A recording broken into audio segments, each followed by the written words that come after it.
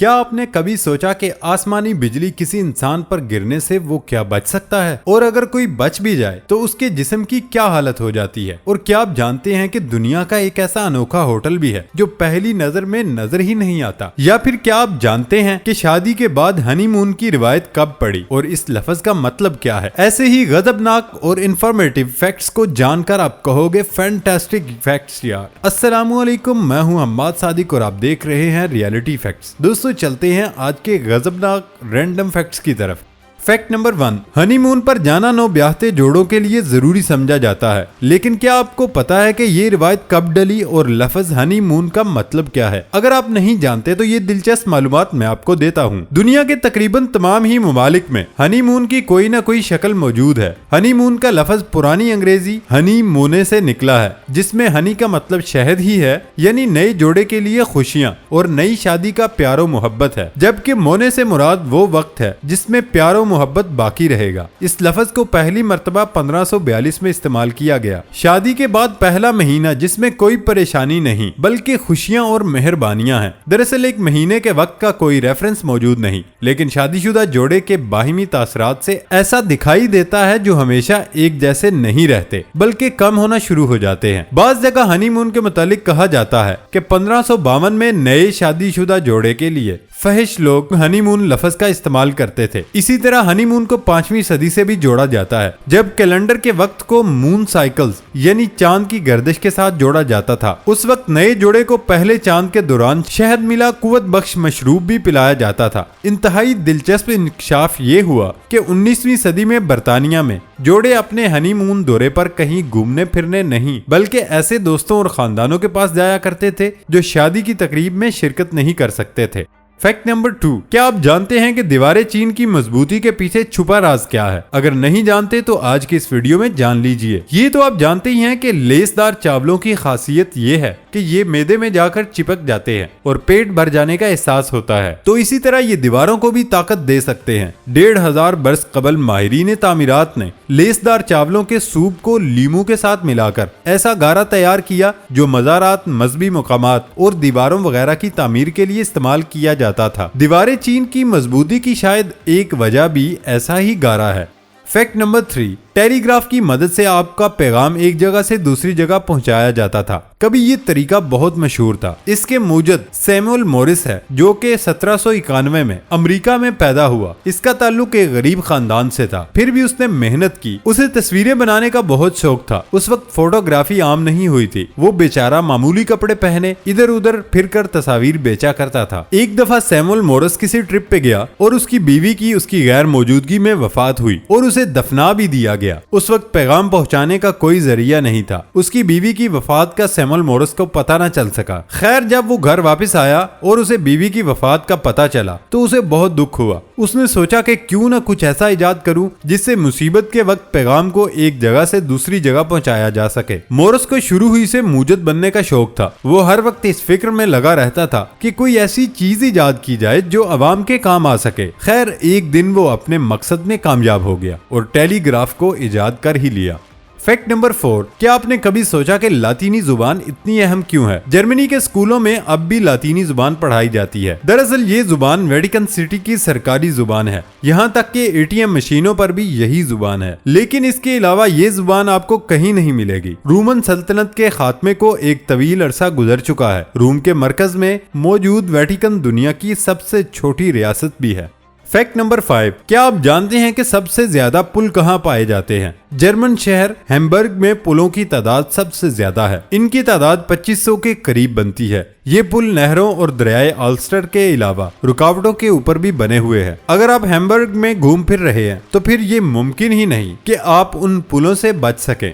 Fact number 6, अगर आप Albania, Bulgaria या यूनान का सफर कर रहे हैं तो फिर इशारों के हवाले से ख्याल रखिए। इन ममालिक में सर को दाएं बाएं हिलाने का मतलब हाँ और ऊपर नीचे हिलाने का मतलब नहीं है। लिहाजा गलत फहमी से बचने के लिए बेहतर है कि जो आप चाह रहे हैं वो मुंह से अदा करें। अगर इस बारे में भी मिसाल के तौर पर यूनान में एहतियात कीजिए, क्योंकि वहाँ जैपनीज में ने का मतलब असल में हाँ है।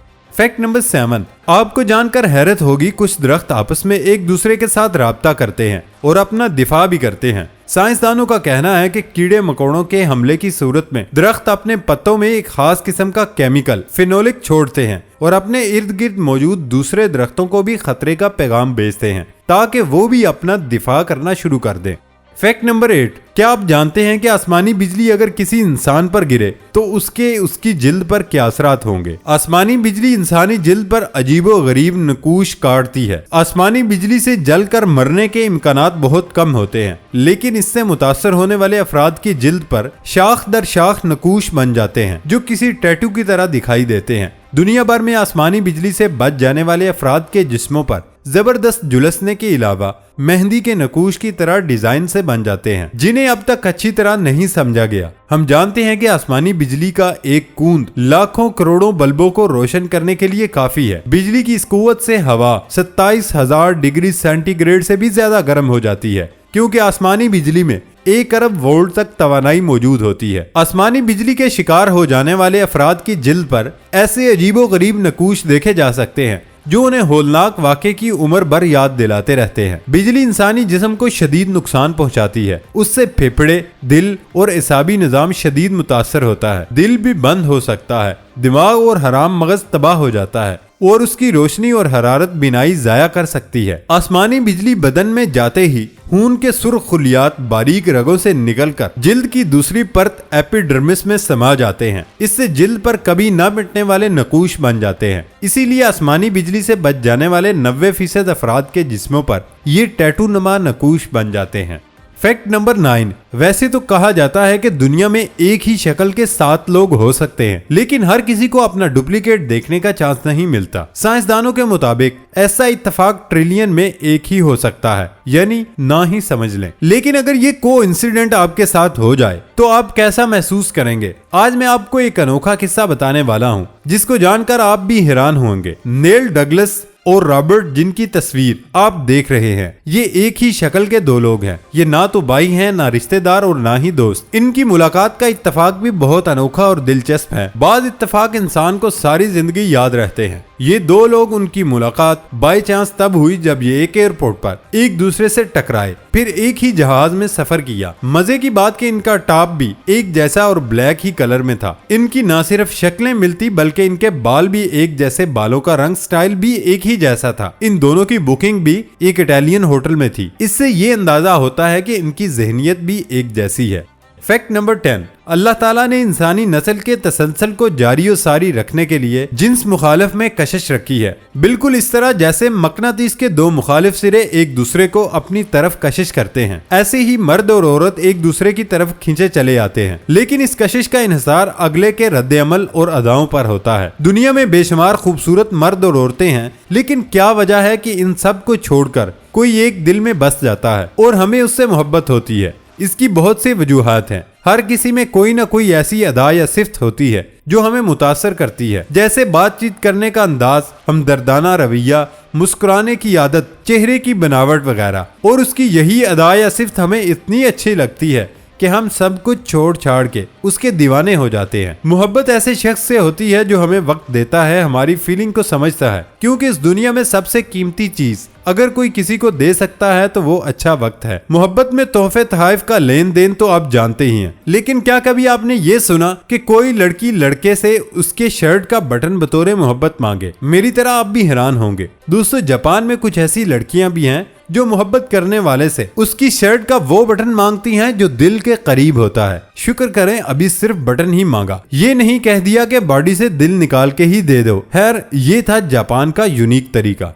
फैक्ट नंबर 11, सफर करना किसको पसंद नहीं? नित नए मुकामात को खोजना एक नया और मुनफरिद तजर्बा साबित होता है, मगर किसी मुल्क या शहर में रिहाइश का इंतखाब भी अक्सर मसला बन जाता है। मगर कई बार जहां आप कयाम करते हैं वो भी जिंदगी का यादगार तजर्बा बन जाता है। होटल तो आपने बहुत देखे ही होंगे, मगर आज मैं आपको दुनिया के ऐसे गैर मामूली और हैरत अंगेज होटल के बारे में बताने लगा हूँ जिसमें रिहाइश को तो छोड़िए, सिर्फ देखना भी नाकाबिले फरामोश है। ट्री होटल, जो कि स्वीडन में है, ये दुनिया का ऐसा अनोखा होटल है जो पहली नजर में ही नजर नहीं आता, जिसकी वजह उसका शीशे से बना हुआ चकोर डब्बा जो इर्द गिर्द के मनाजर का अक्स आंखों के सामने पेश कर देता है और ये बज़ाहिर गायब हो जाता है। ये होटल कई ट्री हाउस कमरों पर मुश्तमिल है जिसमें mirror room, birds nest, UFO, dragon fly वगैरह जैसे डिजाइन के कमरे भी मौजूद हैं। दोस्तों, वीडियो पसंद आने पर वीडियो को लाइक और चैनल को सब्सक्राइब करना मत भूलें। नई वीडियो आने तक इजाजत दें। अल्लाह हाफिज।